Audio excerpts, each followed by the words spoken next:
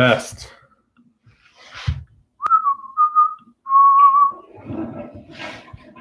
Oh, babe. I think you just flushed the toilet live.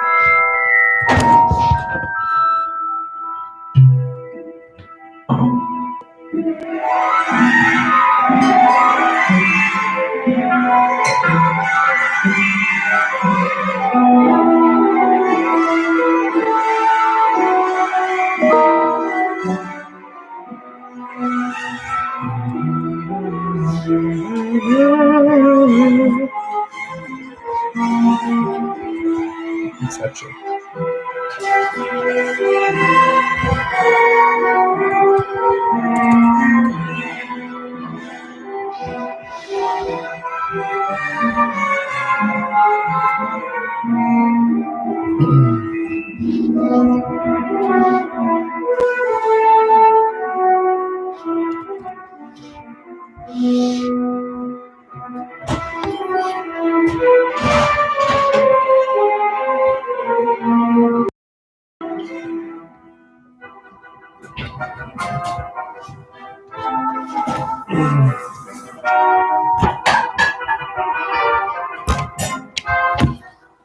You're blocking my workstation. Oh, sorry.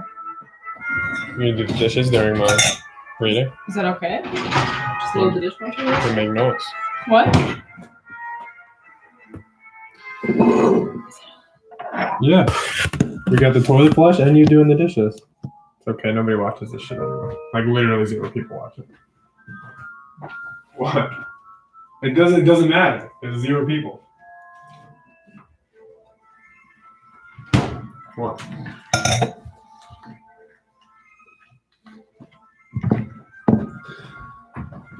Right, Joe. Old fashioned is easy. I'll have to make it. Oh, shit.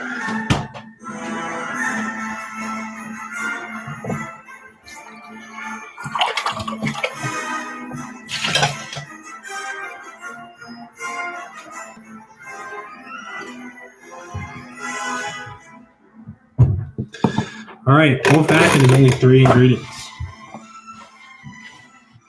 sugar, whiskey, bitters, optional garnish of lemon. So first thing you want to do, sugar cube is really what you're supposed to do, but I don't know who has sugar cubes anymore. So just use regular sugar. Sugar in. You gotta chill out, John Williams. Dude is fucking loud. You want to take your bitters. I don't have Angostura bitters. I only have these. Get like 3 or 4 good shakes, and then you use a muddler or fucking anything you have. And dissolve the sugar cube or just fucking regular sugar in the bitters. If you have those cool giant ice cubes, you can use the giant ice cubes, or we have regular sized ice cubes. Cold glass works best. And you want to do like 2 ounces-ish. Healthy pour. Some whiskey, boys. That's a fucking strong one.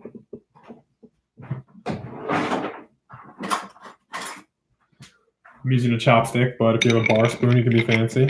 And just stir it, you know? Get it nice and cold. Get some water in the mix. Probably want to stir for like 20 seconds. These ice cubes are really fucking cold, so they're not melting.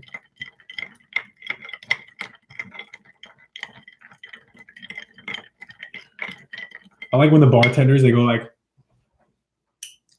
take a fucking taste. And then you want to express your fucking lemon peels. That's what they say. I'm just dropping them in. I don't know. Express the essential oils. Fucking flop. Let's see. That's an old fashioned. Oh, that's a fucking strong old fashioned. Pretty shitty. But yeah, old fashioned. Harry Potter. What are you drinking, Joe? Wine. Wine. Red wine. For happy hour. It's fucking gross. All right. Stiffy boy on deck. Harry Potter on deck. Let's see where we left off. We're on chapter 4. Chapter 1, Voldemort dead. Harry killed him. Harry's parents mega dead. Dumbledore dropped off Harry at the Dursleys' house. Dursleys, chapter 2, are assholes. Harry's a child slave. Has magical powers. Goes to the zoo, talks to a snake, sets it free.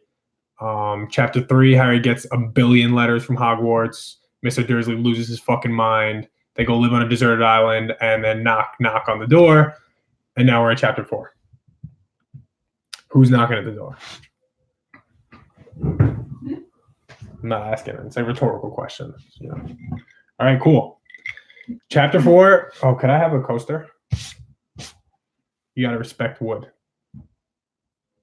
Respect shitty plastic fake wood from Amazon. Chapter 4, The Keeper of the Keys. Boom! They knocked again. Dudley jerked awake. "Where's the cannon?" he said stupidly. There was a crash behind them and Uncle Vernon came skidding into the room. He was holding a rifle in his hands. Now they knew what had been in the long, thin package he had brought with them.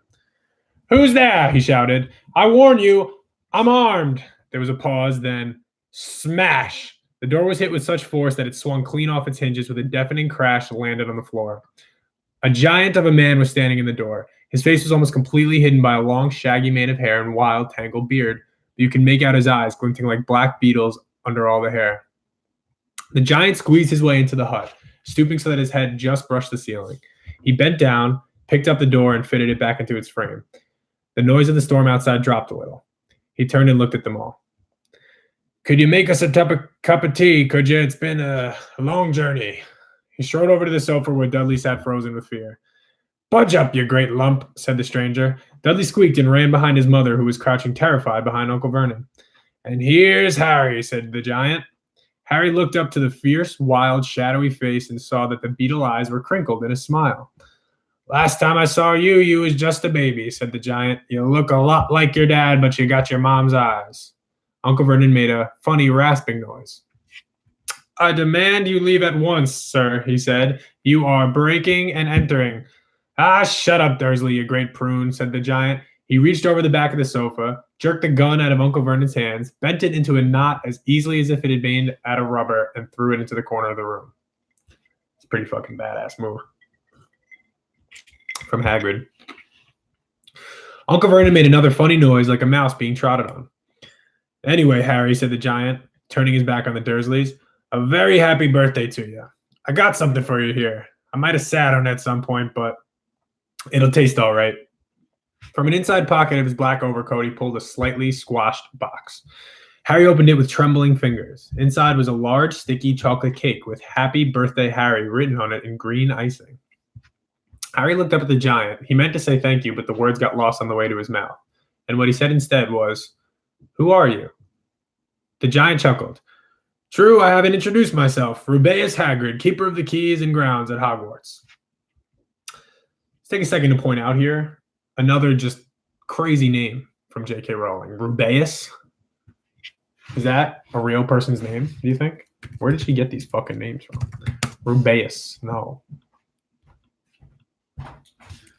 Name. Apparently it is. A gentle giant from Greek mythology. Yeah, real fucking creative. Anyway. Rubeus Hagrid, keeper of the keys and grounds at Hogwarts. He held out an enormous hand and shook Harry's whole arm. "What about that tea then, eh?" he said, rubbing his hands together. "I'd not say no to something stronger if you got it in mind." Let's go. Hagrid fucks with the stiffy boys. His eyes fell on the empty grate with the shriveled chip bag in it, and he snorted. He bent down over the fireplace. They couldn't see what he was doing, but when he drew back a second later, there was a roaring fire in there. It filled the damp hut with flickering light, and Harry felt the warmth wash over him as though he'd sunk into a hot bath.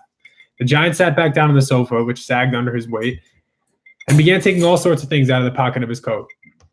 A copper kettle, a squashy package of sausages, a poker, a teapot, several chipped mugs, and a bottle of some amber liquid that he took a swig from before starting to make some tea. Cheers, Hagrid.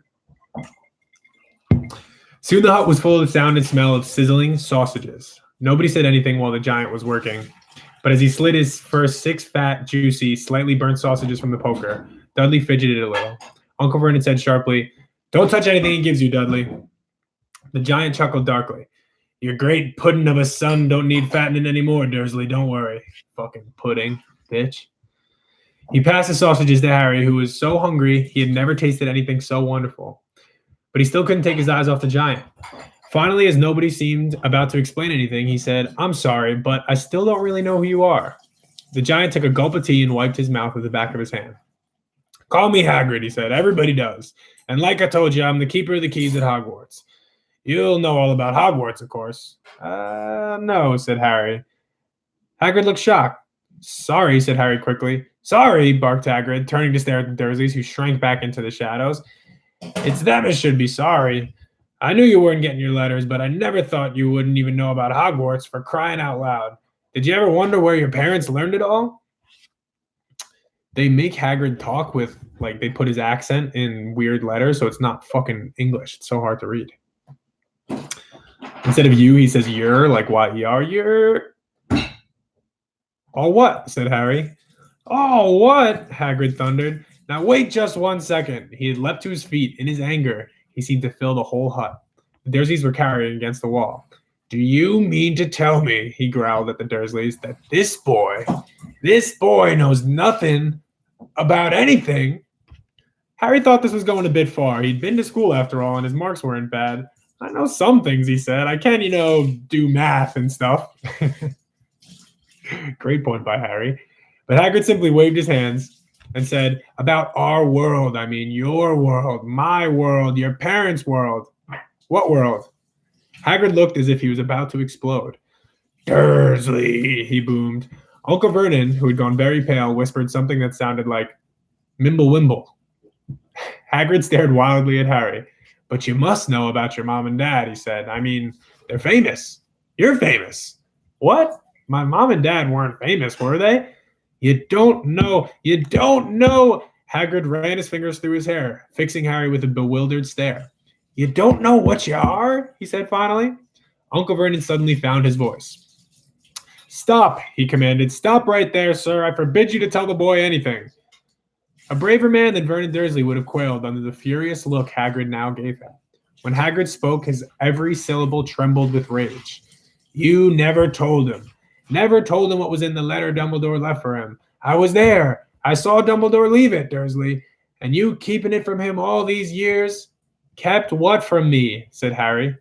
"Stop, I forbid you," yelled Uncle Vernon in panic. Aunt Petunia gave a gasp of horror.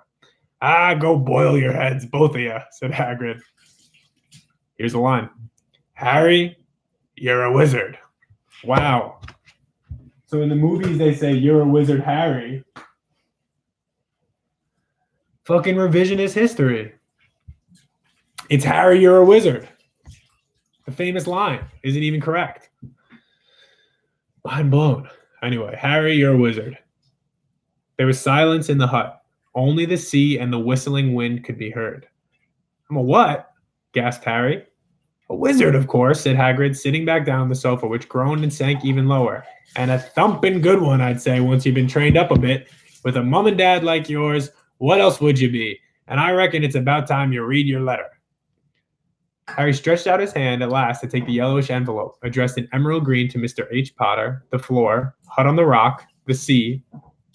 He pulled out the letter and read, "Hogwarts School of Witchcraft and Wizardry. Headmaster Albus Dumbledore. Order of Merlin, First Class, Grand Sorcerer, Chief Warlock, Supreme Mugwump, International Confederation of Wizards.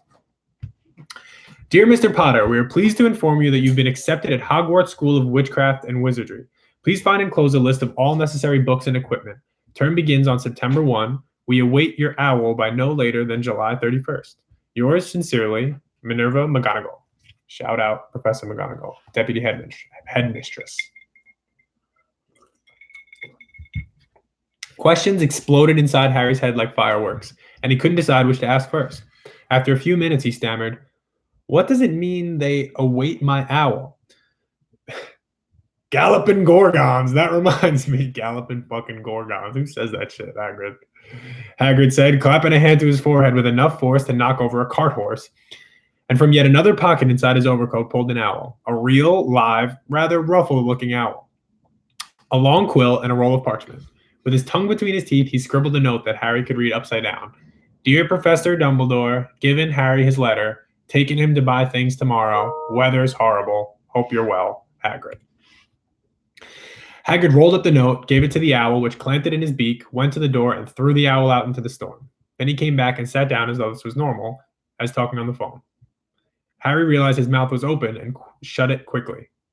Where was I? Said Hagrid, but at that moment, Uncle Vernon, still ashen-faced but looking very angry, moved into the firelight. He's not going, he said. Hagrid grunted. I'd like to see a great muggle like you stop him, he said. Oh, what? Said Harry, interested. A muggle, said Hagrid. It's what we call non-magic folk like them. And it's your bad luck you grew up in a family of the biggest muggles I ever laid eyes on. We swore when we took him in we'd put a stop to that rubbish, said Uncle Vernon. Swore we'd stamp it out of him. Wizard indeed. You knew, said Harry. You knew I'm a wizard. Knew, shrieked Aunt Petunia suddenly. Knew, of course we knew. How could we not, my dratted sister being what she was? Oh, she got a letter just like that and disappeared off to that school and came home every vacation with her pockets full of frog spawn, turning teacups into rats. I was the only one who saw her for what she was, a freak. But my mother and father, oh no, it was Lily this and Lily that. They were proud of having a witch in the family. She stopped to draw a deep breath and then went ranting on. She seemed she'd been wanting to say this all for years. Then she met that Potter at school, and they left and got married and had you, and of course I knew you'd be the same, just as strange, just as abnormal. And then, if you please, she went and got herself blown up, and we got landed with you. That's pretty fucked up, Aunt Petunia. Like, take a deep breath, you know? Says Mom. It's your sister. Harry had gone very white. As soon as he found his voice, he said, Blown up? You told me they died in a car crash.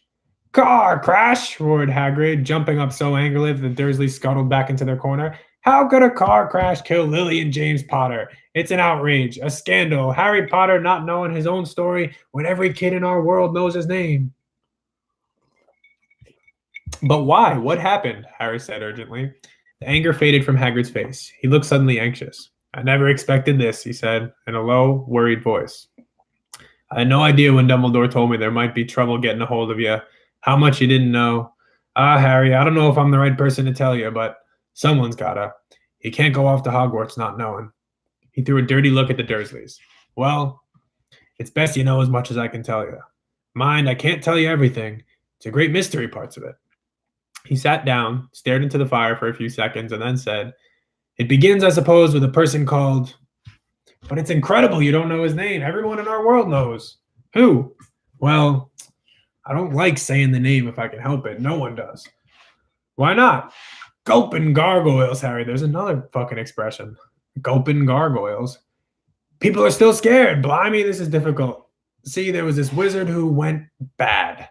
As bad as you can go. Worse. Worse than worse. His name was... Hagrid gulped, but no words came out. Could you write it down? Harry suggested. Nah, I can't spell it. Hagrid can't fucking spell Voldemort. All right. Voldemort, Hagrid shuddered. Don't make me say it again. Anyway, this wizard about 20 years ago started looking for followers. Got him too. Some were afraid. Some just wanted a bit of his power because he was getting himself all powerful. Dark days, Harry.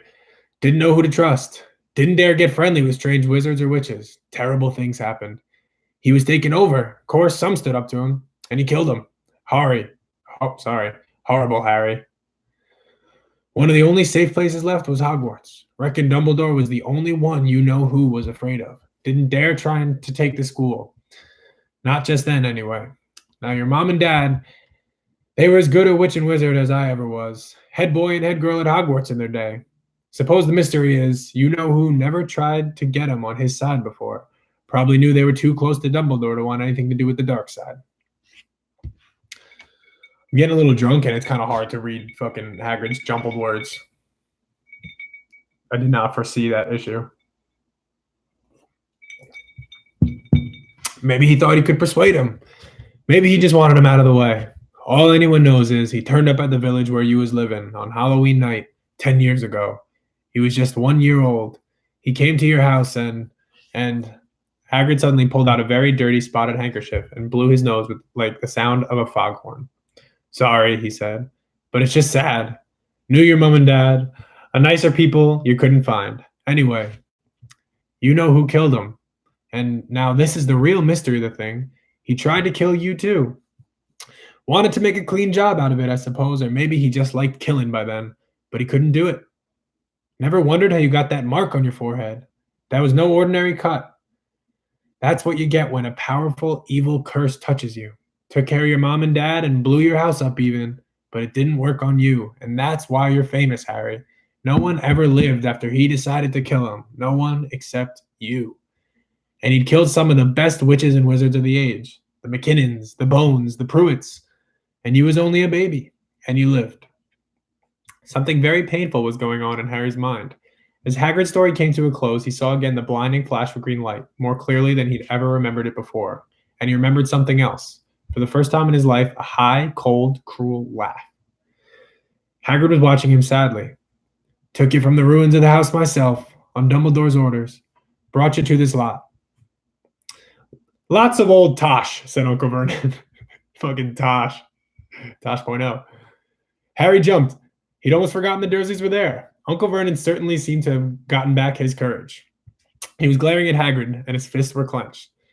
Now you listen here, boy, he snarled. I'll accept there's something strange about you. Probably nothing a good beating wouldn't have cured. And as for all these parent stuff, well, they were weirdos. No denying it, and the world's better off without them, in my opinion. Asked for all they got getting mixed up with these wizarding types. But just as I expected, always knew they'd come to a sticky end. Just so fucked up, man.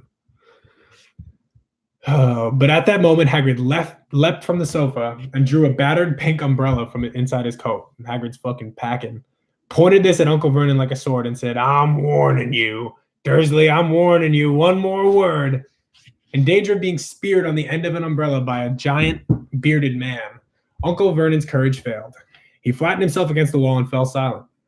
That's better, said Hagrid, breathing heavily and sitting back down on the sofa, which this time sagged right down to the floor. Harry, meanwhile, still had questions to ask. Hundreds of them. But what happened to you know who. Good question, Harry. Disappeared. Vanished. Same night he tried to kill you. Makes you even more famous. That's the biggest mystery, see? He was getting more and more powerful. Why'd he go? Some say he died. Codswallop, in my opinion. Don't know if he had enough human left in him to die. Some say he's still out there, biding his time but I don't believe it.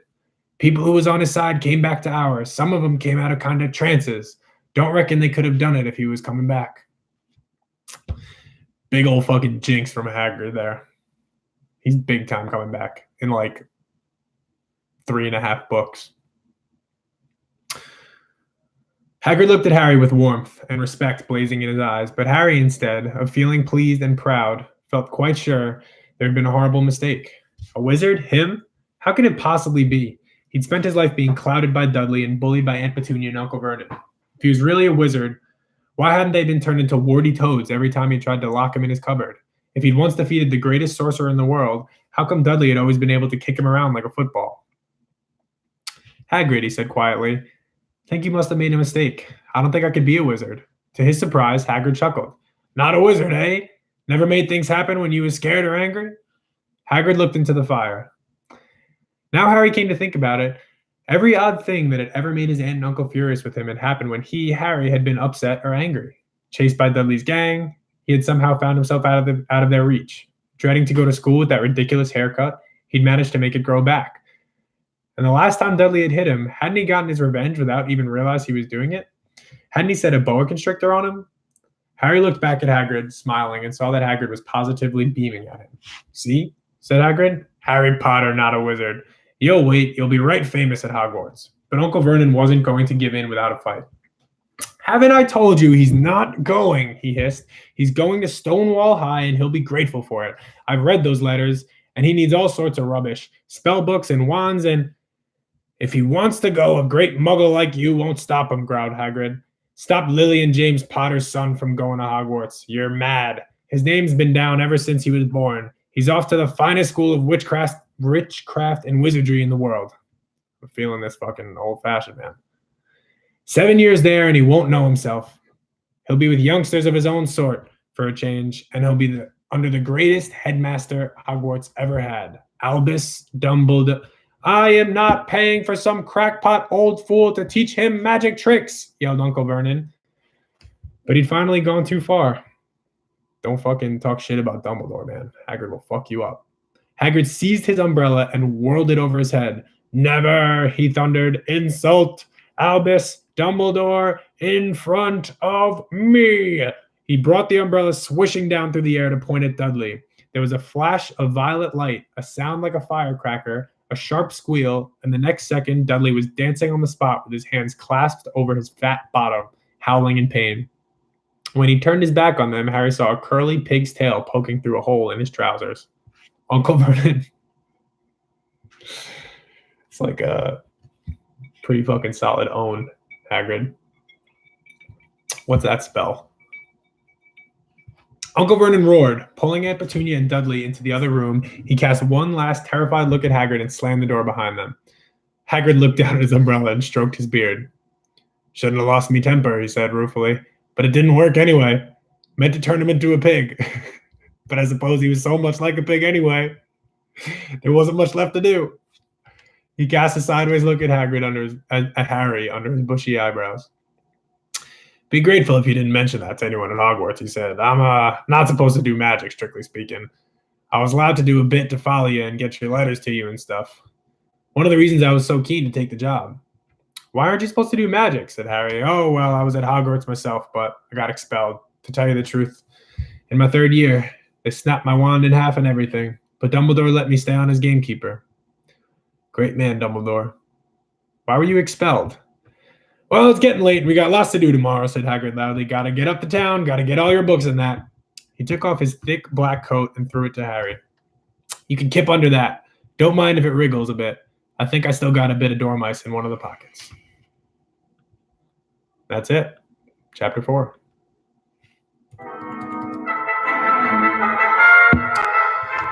So next chapter they go get all the wizard shit.